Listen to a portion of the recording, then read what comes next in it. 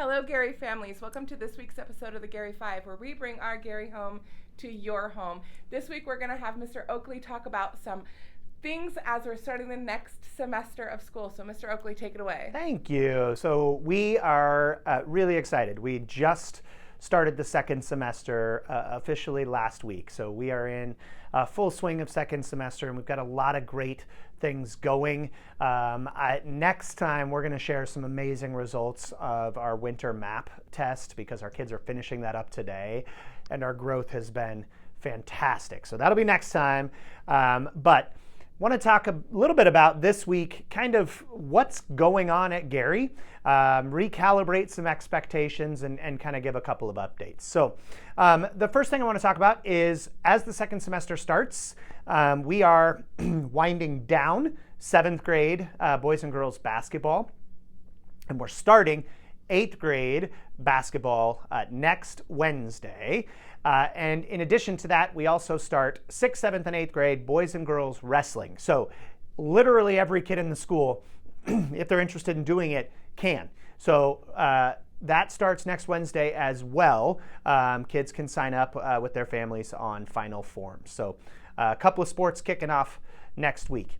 I also wanted to just kind of recalibrate some expectations, building-wide expectations, that we're starting to see a little bit of a ramp up, which is normal this time of year, but just want to kind of loop parents back in to make sure you are on the same page and can totally help us communicate with your kids as well. We are starting to see more and more energy drinks, coffees make their way into our hallways and into our classrooms. So one of the things that we started at the very beginning of the year was our expectation around food and drink, and that our expectation is they stay in the cafeteria. And so kids have plenty of time in the morning to finish those drinks. If you send them to school with them, or they just show up with them, we expect them to finish them in the cafeteria.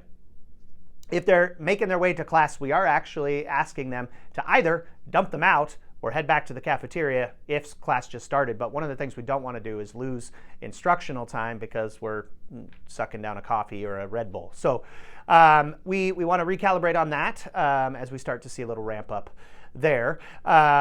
Kids are doing great with dress code. Hoods are staying off. Nobody's arguing with me on that anymore. We are getting a little lenient with it as they come walking in when it's 30 degrees outside. We don't make them take it off right away. But they are doing great with our hoods and the hood policy. The one that I really would love to talk about, and I've had a consistent conversation recently with a few parents, is around tardies. We do assign lunch detentions for accumulated tardies, 5 of them.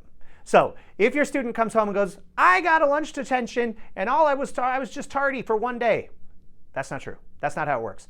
We actually track them, and for every 5 tardies, and those could be from 3 weeks ago, but every 5, we do assign 1 lunch detention. So not a huge punishment, but we are really, really working on getting our kids to class on time every single period of the day. But I want to make sure you and I are on the same page. It's not just 1 tardy equals a lunch detention. It's 5. So those are kind of some of the expectations. The last thing I wanted to touch on was a recalibration on HIB. If you watch this video every week, we talked about HIB back in October. And as we start the second semester, and there are some new classes that our students are going to on a daily basis, sometimes there's new conflicts, new dynamics with other students, and just want to remind parents that harassment, intimidation, and bullying, we do have a policy and a way for you to report on our website if you're concerned about a situation that's going on with your student, and if you're feeling like they are being targeted and repeatedly targeted, we would absolutely encourage you to fill out the HIB form.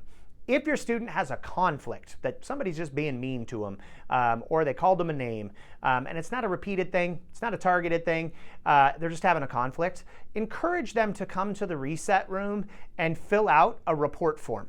Those report forms are great for us. We keep them on file, but they also help us just kind of keep organized, and as admin and our interventionists look into those conflicts. So I'm out of time. I'll stop talking. I'll throw it back to Devony. But thank you for watching this week, and we'll see you next time. Yeah, so thanks for watching this week, and we'll catch you again next week. Bye, guys.